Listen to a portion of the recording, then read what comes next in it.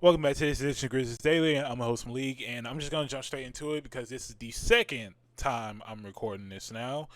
So basically, we got new details about Brandon Clarke's arrest in Cross County, Arkansas.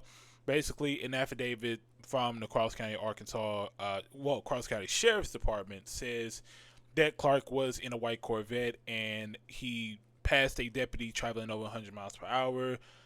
The deputy began chasing him, and then Clarke refused to pull over until a second deputy joined the chase. And in that chase, Clarke was placed into custody, and then they conducted a search and found 200 grams of kratom, which is around 400 capsules, because they were found in a duffel bag. Now, if you don't know what kratom is essentially kind of like a supplement for pain, which makes sense because um, Brandon Clarke is somebody that usually is hurt, but it's like a herbal kind of thing. It's legal in most states, including Tennessee. The problem is Brandon Clarke is in Arkansas, and it is classified as a Schedule One controlled substance. That is why he has the charges of improper passing, possession of a controlled substance, fleeing/exceeding the speed limit, and trafficking a controlled substance. And it says right here the trafficking and fleeing charges are both felony charges. The trafficking one is not good because, if I'm not mistaken, I believe trafficking a controlled substance charge in Arkansas, it, like I said in the last video, it is typically charged as a class Y, which is the most severe classification below capital murder under Arkansas code. Yikes. Yeah. So basically, from there, if you don't know kratom, it is, like I said, it's also called gas station heroin, which is kind of wild, but most gas stations in Tennessee actually do have it. But um, you got that right there. And they also say they found a THC vape pen containing a liquid that tested positive for marijuana, so that does not help right there. Clarke is out on $25,000 bond as of today, and he will be in court, I believe, next week. So overall, not a good look, not good, not good at all for Brandon Clarke. And honestly, I got to be honest, this is going to be very hard for him to kind of come back from.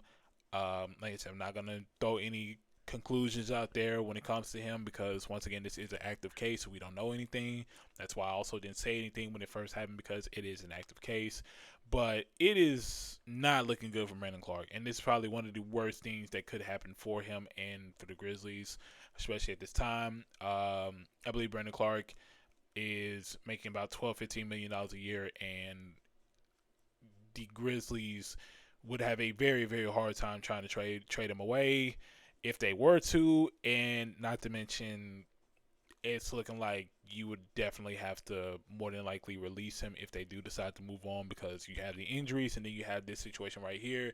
Now, the Grizzlies have yet to comment on it, so we don't know what exactly they're going to do, but I would have to assume some form of disciplinary action will be done regarding Brandon Clarke. Like I said, very unfortunate situation, but only time will tell what happens. Like I said, I'm not going to jump the gun. We'll just have to wait and see, but as we get more updates, I'll definitely make sure to inform you all. Now, let's go to the biggest topic. And I never thought I'd be saying this because, if y'all don't know me, I'm a LeBron fan. I've been a LeBron fan for the longest time because he is literally the reason why I started watching basketball. But right now, it's F LeBron. Because if you don't know, LeBron there was a video that came out, and LeBron essentially talked about, I guess, cities that he doesn't like, and one of them was Memphis. Now, we are no stranger to this because Draymond just talked mess about Memphis, the hotels, same with Anthony Edwards, and then you have Stephen A. Smith starting the whole move to Nashville thing, and LeBron essentially is on the same train. I've never thought I'd see the same world where LeBron James and Stephen A. Smith are on the same page about something. But basically, it was a video uploaded to YouTube, and LeBron um, proceeded to say this, and I'm going to say direct quote. Obviously, I'm not going to curse because he did curse in the video, but he said, and I quote, "I'm staying at the effing Hyatt at 41 years old. You think I want to do that in Memphis on a random Thursday. I'm not like the first guy to talk about it in the NBA. We're all like, you guys have to move. Just go over to Nashville already. And he also went on to say he would never, he'd say that he essentially would never play for Memphis, and this is going back all the way to 2003 when he was the number one overall pick. Because as many of y'all know, the Grizzlies had an opportunity to have the number one pick in that draft, but they didn't. It went to the Cavaliers, and that second pick ended up going to the Detroit Pistons. But basically, he went on to say that even if we had the number one pick and drafted him, he would pull the Eli Manning and not show up. And if you don't remember, Eli Manning told the Chargers at the time at the draft not to take him first overall, or else he wouldn't play. And then they took him and traded him to the New York Giants.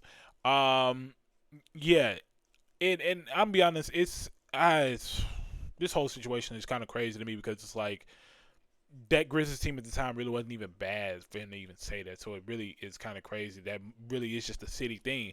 But another thing that really kind of kills me about it, LeBron literally he was listing off reasons why Nashville would be a better area. He listed off NASCAR, the hockey team, the Predators, and then probably the one thing that just didn't make sense, and this is why I think he was honestly, and excuse my language, this is why I think he was talking out his ass, honestly.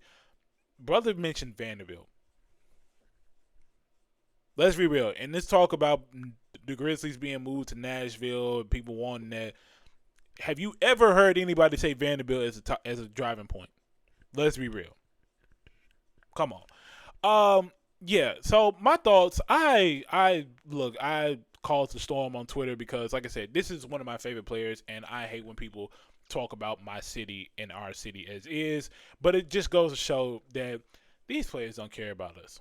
These players never did. They never will. And it really is a shame because you look at LeBron as somebody who, he's considered a role model. Does things by the book, never really has anything bad to say about anybody. But for him to say what he said about a majority black city and essentially wanting to strip us away of an NBA team because of the fact that he doesn't want to stay in the Hyatt Hotel is really concerning to me. It really is kind of concerning because he's not the only person that said this, and honestly, it really is dumb. And honestly, like I said, Nashville isn't the best. Nothing's gonna change if the team is moved to Nashville. They don't even support the Titans like that. The Titans have yet to sell. The Titans haven't sold out Nissan Stadium in years. So I don't get that whole argument right there. I'm not gonna get into everything else because really, LeBron was talking about it for the aspect of the hotels. Everyone else that I've spoken to on Twitter, at least, they've brought up the crime and all this stuff, just basically bringing up reasons that a majority black city, well, things that majority black cities really struggle with. So I'm not even gonna get into that, but I do find it ironic that a guy who has a shoe dedicated to the National Civil Rights Museum is advocating for the city to not have a basketball team. It's kind of crazy, but yeah, those are my thoughts. I'm keeping them short because I've already said everything that I needed to say. At this rate, if you have any thoughts, leave them in the comments below. Because right now, like I said, I'm a LeBron fan. I think he's the greatest player of all time because that's just who I grew up watching. But right now, I could care less about LeBron. Honestly, if he retired today, I wouldn't be mad at it. Genuinely, I genuinely would not be mad at it. And it's very ironic that he had a lot to say about this, and then last night he proceeded to have the second worst loss of his career, where they lost by 43 points to the Oklahoma City Thunder, and he scored 13 points. So maybe he hates OKC hotels now. I don't know. But like I said, I've said all my thoughts. If you want to read my thoughts, just go to Twitter at MRobinsonJRSM, and you'll see everything right there because I'm not going to speak on it anymore, and I really hate that it was really a topic right here. But on a positive note, I do want to shout out our sponsor, Underdog Fantasy. Fast rate, buzzer beaters, and block parties are back, and Underdog is the best place to get on all the action. Playing Underdog is very easy. You just pick one of your favorite players to go higher or lower on stats like points, rebounds, steals, and more. You get your picks right, you could win up to 5,000 times your cash. This week on Underdog, I'm looking at our game against the Raptors, and I'm be honest, I don't really know too much about the Raptors, so I'm going to play it safe, and I'm going to pick Scotty Barnes lower Actually, no, I'm going to pick Scottie Barnes higher than 15 half on rebounds and assists. He's hit the mark 3 out of his last 5 games. And then I'm also going to pick G.G. Jackson once again, 22 and a half points, rebounds, and assists. I'm going to pick him higher because he has been doing pretty good on that. So it's very simple. You download the Underdog app today and use promo code BasketballFan to score $75 in bonus entries when you play your first 5. Once again, it's promo code BasketballFan. Underdog is where you make picks and you win money. And as y'all know that we like to do, every week on the channel, just kind of spotlight one player that, would be very good for not props, but just selections regarding Underdog that you all can, use later today or maybe next week, the weekend. I don't know, just kind of highlighting one guy. And without a doubt, it's been G.G. Jackson because in a time where the team isn't really healthy, G.G. Jackson has been one guy that has shown up and stepped up. And right now, if we look at the injury report, there were not many names to choose from. We have a potential of 11 players that are not going to play, and one of them being Olivier Maxis Prosper, who would have been the guy that I chose for this, but with him not playing, it really just doesn't really wouldn't add up. So you really had that right there, but. Yeah, right now we don't really care. But G.G. Jackson cares. That's why if you look at his last 2 games, you'll see that G.G. Jackson has really been hooping. I mean, last one against the Knicks, he scored 20 in 25 minutes with 3 rebounds and 4 assists. Then against the Suns, 14 points, 4 rebounds, 2 assists in 17 minutes. Had a bit of a drop-off against the Bulls, only scoring 10 points with 4 rebounds and 3 assists. Against the Rockets, 14 points, 4 rebounds, 0 assists.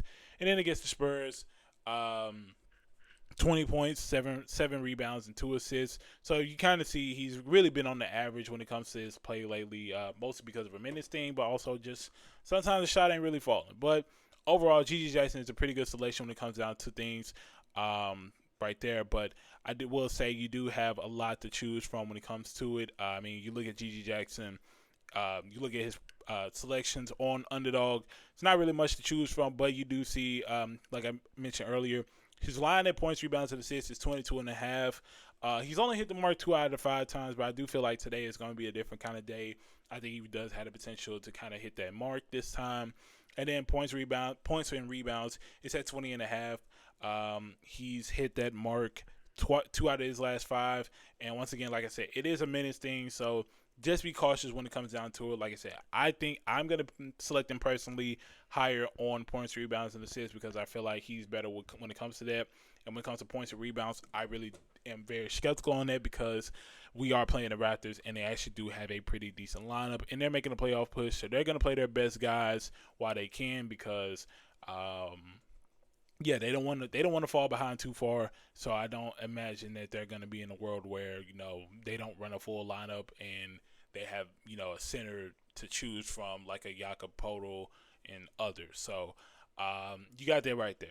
So once again, those are my selections.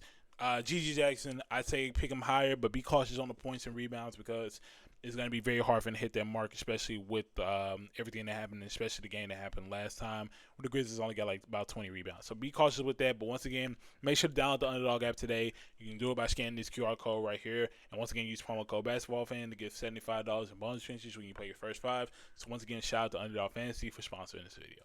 Must be 18 plus. 19 plus in Alabama and Nebraska. 19 plus in Colorado for some games. 21 plus in Arizona, Massachusetts, and Virginia. And present in a state where Underdog Fantasy operates. Terms apply. See assets.underdogfantasy.com/play and get terms DFSTML for details. Offer not valid in Maryland, Michigan, New Jersey, New York, Ohio, and Pennsylvania. Concerned with your play? Call 1-800-GAMBLER or visit www.ncpgambling.helpline at 1-878-8 or text HOMI 467-369.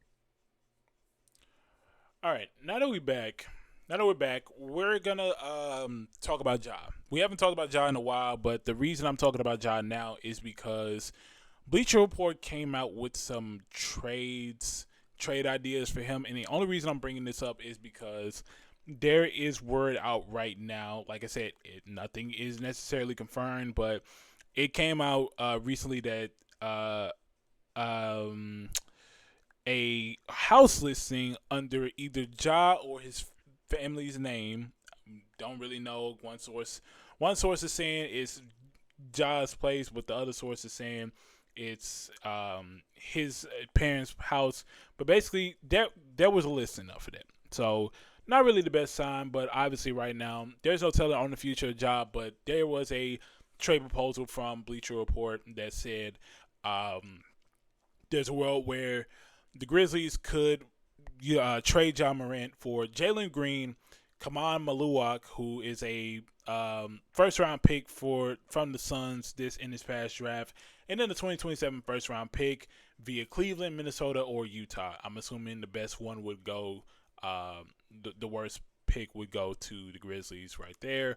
And it's not a deal that I'm gonna say it's not a deal that I don't see happening because Phoenix, let's be honest, Phoenix is a team that's always been desperate for a point guard. They haven't had a complete point guard in a while. They thought they had Tyus Jones, it didn't work.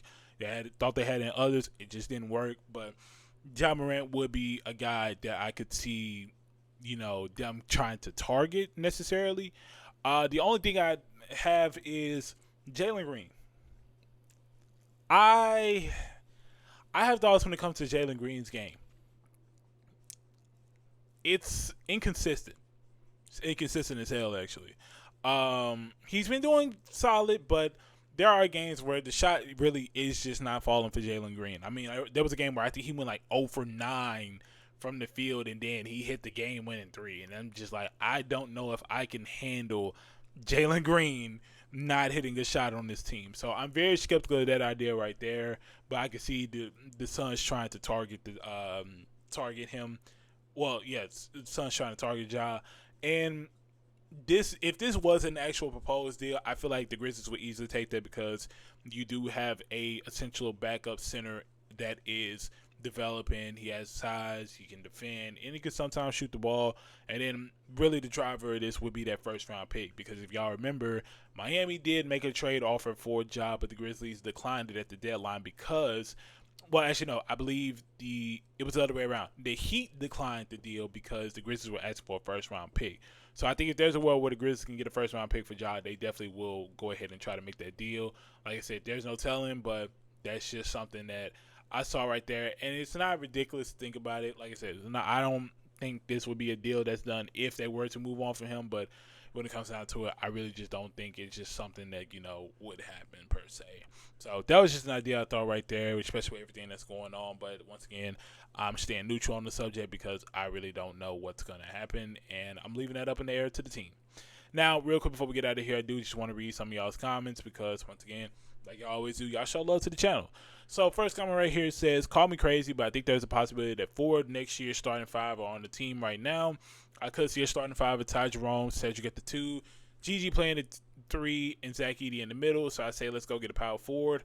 Yeah, that's a pretty good possibility. The only thing I really don't understand about this team is the skepticism to start Gigi Jackson. He is a guy that can play defense. He can drive the ball down the floor. He can shoot. He can get to the paint easily. He can really go over many defenders if he wants to. So I don't understand the idea of not really having Gigi in the starting lineup. But I do like a lineup of that because that seems like a lineup that really would fit Iserloh's system. When it comes to things, you have a pretty good defensive lineup, and you have a pretty good lineup that can really space out the floor, which is something that definitely works for any system. So I can definitely see that. And then you add somebody like a Cam Boozer or a Caleb Wilson or even a Yaxel Lindeborg for that matter. You definitely got something cooking right here. So I definitely do kind of like that idea. If it's a possibility, only time will tell. And last comment right here says, do you understand how the Washington Wizards figure into what happens with the Grizzlies draft picks this year? I got to be honest, I need more clarification on that one. And the only reason I say I need more clarification is because I don't really know what the Wizards have to do with this, because we don't own any of their picks, unless you're just referring to the fact of the Wizards having a high pick in the draft. I don't really know what to say about that. I mean, Washington does currently have the best odds for the number 1 pick, so I don't really know about that. I guess you're referring. I'm gonna assume you're referring to the idea of maybe us trading up, which, I mean, I can see that being the case. I mean, with the way that this draft is, there could be a world where you definitely see a team trade down just because of how the talent is, especially if it means getting better talent. But like I said, I really don't know what you mean by that comment, so hopefully you can clarify. and I can give you a better answer because I really don't know exactly what you mean by that. But that's gonna wrap this edition of Grizzlies Daily. I really appreciate y'all tuning in.